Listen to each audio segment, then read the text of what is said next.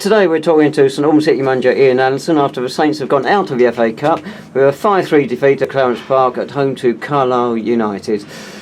Well, Ian, we had to go out at some stage and it didn't look like that early on because we got a goal in 4 minutes, which is earlier when we scored against Mansfield 3 years ago. Left us longer to hang on, but we did somewhat better than hang on today. Yeah, as I said, it's one of them games where we wanted to start sharp, which we did. And first half, they're always going to have opportunities, but they never really open us up too much. They're obviously going to cause us problems from their set pieces, which they did all game. And first half, I felt, we went in at half time, really felt confident we could come out second half and really go at them and cause them some problems. I just felt second half we just played a little bit too much in front of them, and they were comfortable in what we were doing. We never turned them enough. Whether that was we got a little bit nervous in terms of trying to push up too far because of obviously them going in behind us. But no, immensely proud of the players today. They've been absolutely fantastic. And just one or two occasions we switched off on set pieces, and that's been the undoing of us. Carlisle might beg to differ, but the game needed for us to get the first goal. But when they went 2-1 up, I think people probably have memories of Mansfield then, but it wasn't like that at all. To come back and get back to 2-2, we looked like we might just go on and take it then. Well, I felt at 2-2 there was a shock on the cards, and as I say, we had the momentum going, which was on the front foot. And again, the third goal was a poor goal we gave away in terms of we didn't defend it properly. We lost their man in the box and one cross from a distance, and obviously his movement caused us problems. The disappointing thing is he's headed it in from about 5 yards out, which is, any forward from that distance is going to score. So, we just went a little bit sleep on a couple of occasions in the second half on set pieces, which has been our undoing. But maybe that might have been a little bit of tiredness, maybe that's naivety, but their movement and some of their quality causes a few problems, especially in the second half.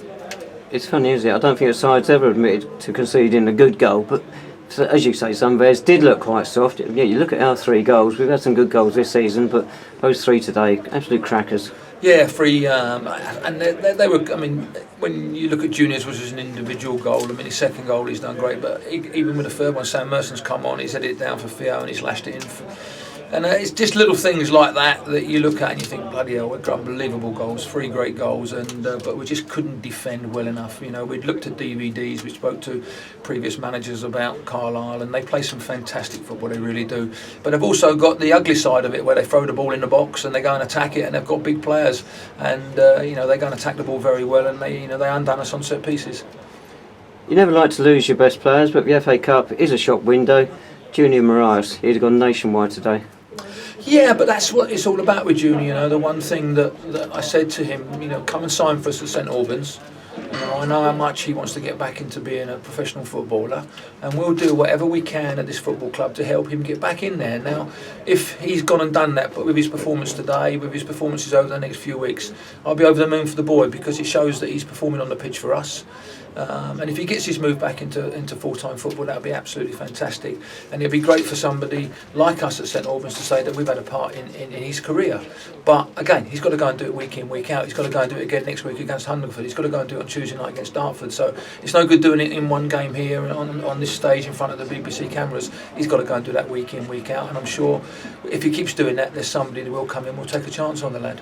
It's funny, early in the season he got a few goals, not a lot. Then he had a 5-match ban. Since then, he's had 2 appearances as a sub. Today, a starting one in each of those 3 games. He scored 2 goals. You say he's got to do it week in, week out. That's not bad. Yeah, I think what a lot of people don't understand though, but Junior, off the pitch, has been working extremely hard with Ben Hurd. Ben runs his own academy, and Junior's been going in training with him every single day and working extremely hard, working on his fitness, so that when he got the opportunity back, he was always going to come in and be on the front foot and cause teams problems, as you've seen again today, how good he's been. But I also think we've got to remember, young Sam Merson, that lad probably didn't deserve not to play today. He's been outstanding for us, and it was a tough decision today. I have to say it's probably one of the toughest decisions I've had to make in 26 years of a manager, of leaving out Sam Merson and Sean Lucian, and it's been toying with me all week, and what system to play, what system not to play, and it really was up to the last minute at 12 o'clock today. I felt right, go with your instincts, and I felt our shape first half was very good. We nullified their strengths. We got bodies in behind the ball, knowing that the front 2 could go and cause them problems, and going in at 1-0 I was really satisfied. It was just unfortunately second half that we got undone on them set pieces, which is something that we should be better at, because we've got some big headers of the balls in there with Ben Martin and Josh Hill and Tom Bender, and unfortunately we got bullied. If it was anything to do with the BBC, I think Sam Merson would have started. He figured in most of the pre-match publicity. But the other bloke up front, Louis Theophanis, not much mention of him today. That's 15 goals in 14 games. Phenomenal return. And I think you also take in, David, what he did at the end of last season. So I'd imagine he wouldn't be far away from 25 or 30 goals in 30 games. So, it's not just something that he's continued doing this season. It's something he did last season.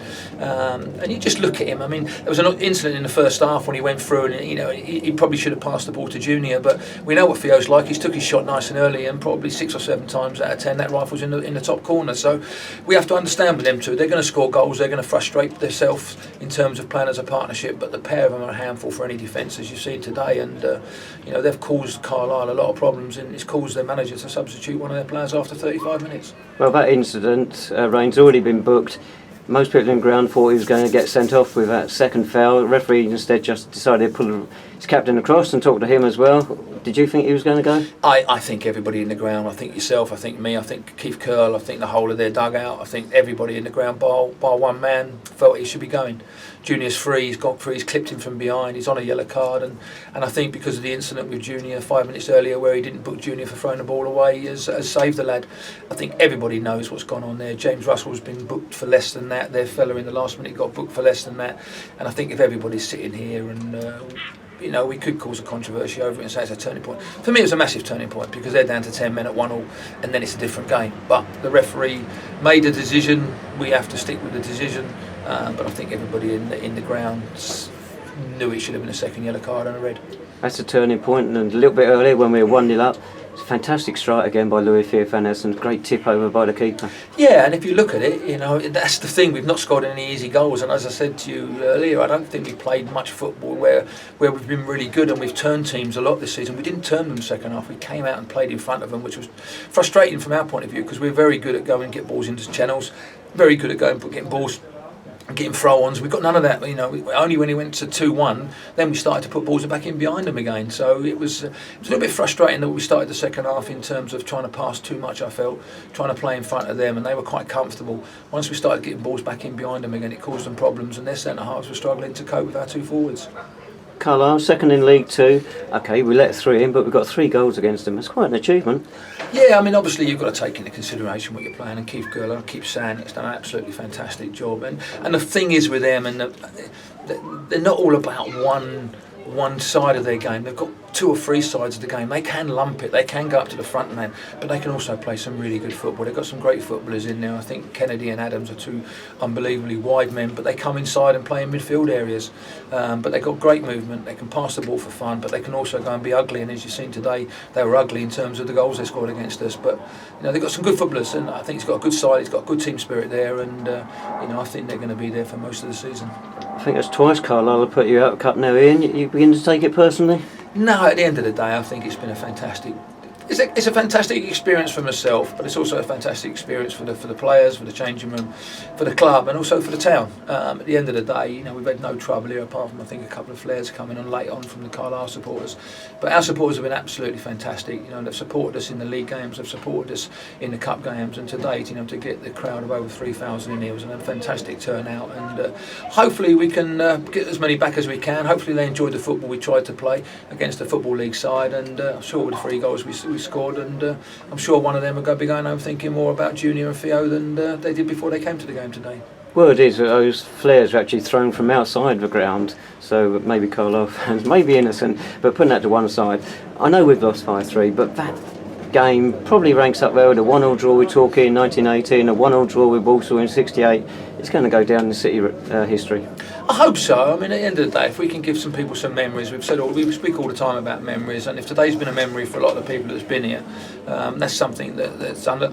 You can't preach that to anybody. If they've walked away today and they remember this game and they remember them for all them years that's going to go in the next few years, it's certainly stick in my memory in terms of the way we've played, because we have took the game to them. We've not tried to be negative. Even though we set up with a 3 at the back, it wasn't about being negative, it was trying to nullify their strengths. We needed to play the extra body in terms of defender for their set pieces. But again, it is about memories, and I'm sure some people have really enjoyed today. Players got to come down to earth pretty quickly. Only 2 days to our next game. We're to Dartford, who of course will be looking to leapfrog us in the league table. Yeah, exactly, and that's what I've said all along. Is our league's our priority. It's our mainstay where it comes to where we are, and we've got a tough 2 weeks coming up now in terms of obviously Dartford, in terms of Hungerford, in terms of East Thurrock. So it's going to be a tough 12 days to get them all back on track. But we are a squad. We've got some players that haven't played today, so it's something we're going to have a look at. We're going to have to look at 2 or 3 of the players in terms of some of the older ones. Ben Martin, David Noble, see how they are on Tuesday, and we might have to be making a couple of changes just to freshen it up again. Right, we're getting towards the end of this interview, Ian. You've been in the spotlight today. This is about your 4th or 5th interview since the end of the game. What's it like? Is it different pressure, or is it enjoyable? It's enjoyable in terms of obviously when you've played particularly well. You've been part of an experience, and you've been part of a game that everyone's enjoyed. We said at the start, West Ham make it that everyone walks away from it, and they've said, well, you've been part of a big game there. As I say, it's still, for me, we've got beat, which is disappointing. Nobody wants to lose a game of football. There is incidences, and I said it in the pre-match talk, that referees' decisions can change it, and there's certainly a referee's decision today could have changed that game quite easily. But we have to accept it. We have to take it on the chin, and we have to pick ourselves up. We've got to be bigger and better than that, and let's take it to the next game and see what we can do when we go to Dartford on Tuesday evening. Well, thanks so much, Ian. It's not just been a great day, but it's been a tremendous season so far, and I think a lot of supporters put that all down to you. Well, I think it's a team effort, as I said all along. It's nice to take the plaudits, but without the help of the owners, without the help of the club, Tom Norman in particular, the changing room and the supporters, we wouldn't be anywhere where we are now, because we all got to come together, which we've done. We've all worked extremely hard, and we've got to try and make sure that we take it forward for the rest of the season. Lovely, thanks, Ian. So thanks. The next in action on Tuesday night, we're away to Dartford in National League South. Kick-off at Prince's Park is at 7:45.